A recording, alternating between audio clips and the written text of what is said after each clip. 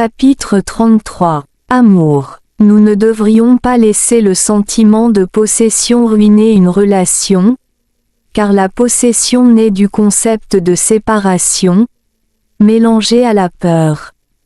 Le savais-tu? Me demanda Koharu. Pas vraiment. Comment cela est-il lié à la séparation et à la peur? Demandai-je.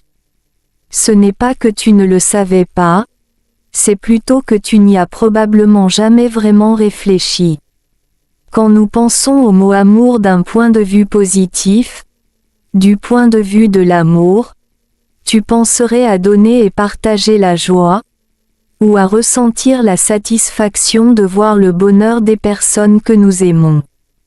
D'un autre côté, quand nous abordons l'amour avec de la négativité ou de la peur, cela se transforme en jalousie, en protection excessive, ou en possessivité. Je t'aime, Tim. De tout mon cœur. Cet amour est pur et si précieux que je ne peux pas le garder pour moi seul. C'est un amour qui n'existe pas seulement pour me satisfaire. Tout ce qui te rend heureux me rend heureuse. C'est la vraie définition de l'amour, insista-t-elle.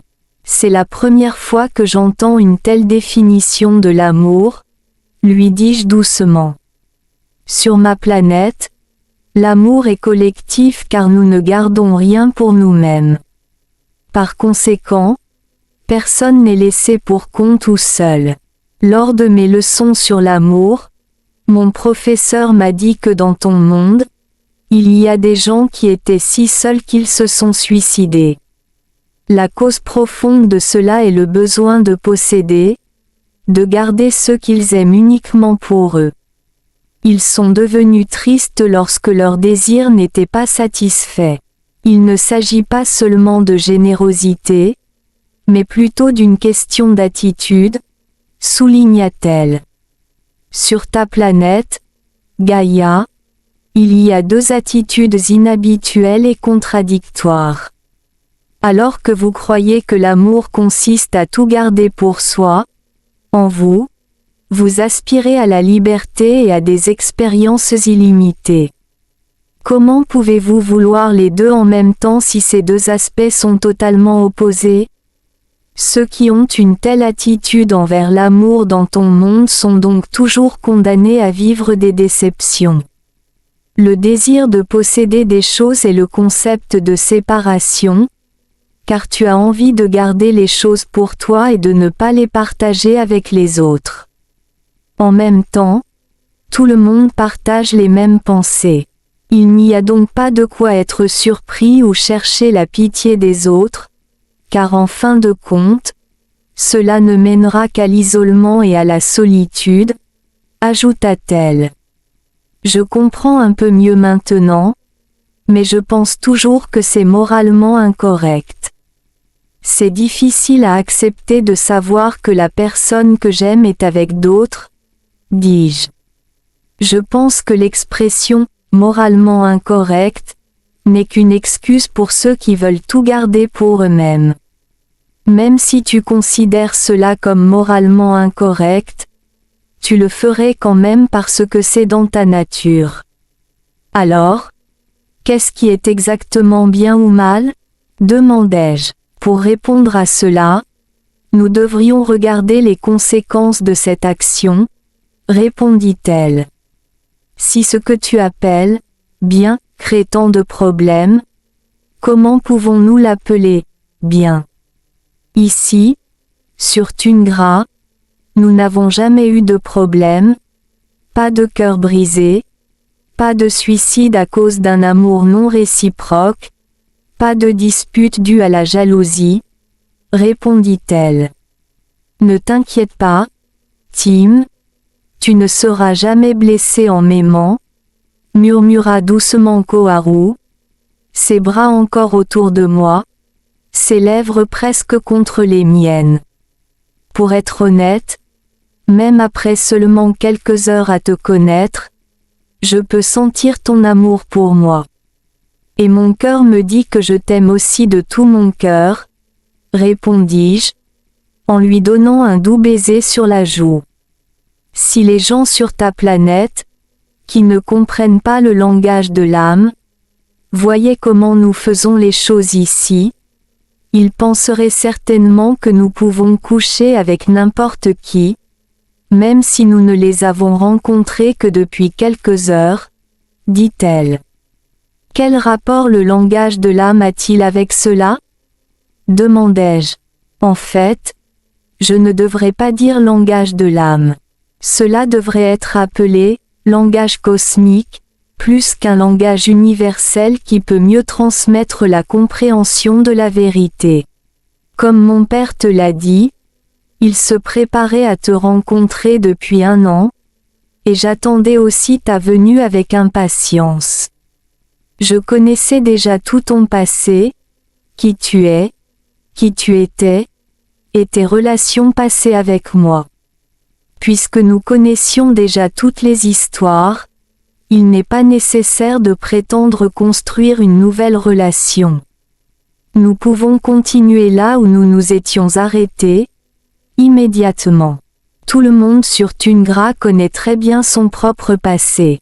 Seul vous sur Gaïa devez tout recommencer à chaque rencontre, expliqua Koharu.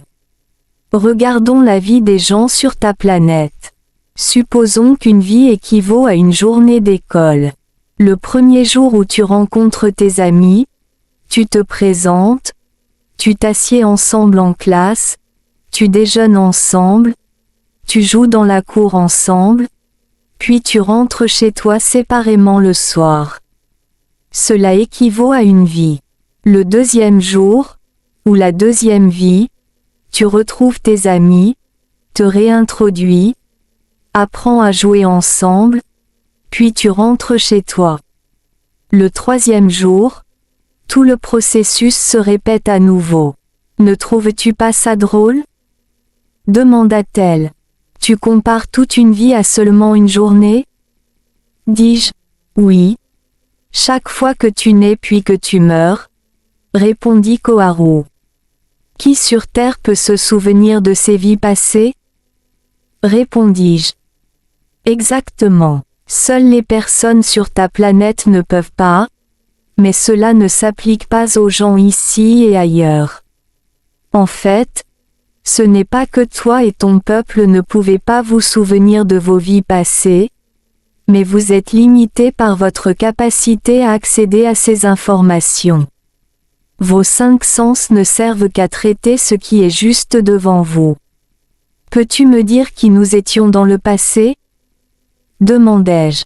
Bien sûr, il y a environ 500 ans, dans la vie que nous avons partagée, nous n'étions que des amants, pas un couple marié, car nous avions des statuts différents.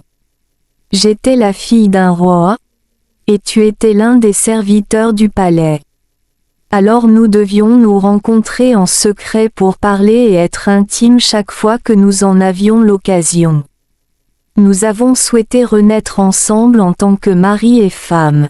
Cependant, nous n'avons partagé qu'un court moment ensemble, car une guerre a éclaté dans notre royaume. L'ennemi a envahi le pays et détruit tout, et tout le monde a dû fuir pour sauver sa vie. J'ai été emmené sur un bateau par mon peuple pour échapper à un autre royaume au nord, où j'ai ensuite été marié à l'un des habitants là-bas. Mais tu as été tué dans cette guerre. J'ai vécu ma vie jusqu'à la fin de mon temps là-bas. Après cela, je me suis réincarné dans une autre vie sans toi, pendant laquelle j'ai eu la chance d'évoluer spirituellement jusqu'à ce que je puisse naître dans ce monde, Tungra, expliqua-t-elle. Dans ce cas, le fait que nous nous soyons rencontrés ici est dû à notre intention précédente de nous retrouver à nouveau en tant que mari et femme? Demandai-je. Oui. Mais pas seulement cela. Le fait qu'une certaine personne ait déjà souhaité que tu viennes ici est une autre raison. Et il y en a beaucoup d'autres, mais c'est une histoire assez compliquée. Ce n'est qu'un morceau du puzzle de l'image complète, dans laquelle nous ne sommes qu'une petite partie de l'histoire, répondit Koharu. Je suis content de te revoir. Mon amour? Elle leva les yeux et m'embrassa. Même si je ne pouvais toujours pas distinguer le lien que j'avais avec elle dans le passé du désir que je ressentais dans mon corps physique, je savais qu'elle était celle qui serait mon amour pour toujours. Je t'aime aussi, c'est tout ce que je pouvais dire, car je ne trouvais pas les mots justes pour exprimer mes sentiments. Il y a 500 ans, toi et moi étions des amants secrets. Aujourd'hui, nous pouvons exprimer notre amour ouvertement et être libres dans les bras l'un de l'autre. Je traiterai chaque moment passé avec toi comme le plus précieux de tous, dit-elle. Moi aussi, je chérirai notre amour du mieux que je peux, répondis-je. Merci, dit Koharu, avec un regard plein d'amour. Je ne me sentais plus comme un étranger pour elle. J'ai partagé ce sentiment de nos retrouvailles tant attendues avec elle, où je pouvais maintenant vraiment l'appeler ma femme. Nos sentiments l'un pour l'autre n'auraient pas pu être plus proches qu'à ce moment-là. Sentir la chaleur du corps de Koharu contre le mien dans l'air froid m'a bercé dans le plus doux sommeil, et nous nous sommes embrassés toute la nuit sous la couverture chaude.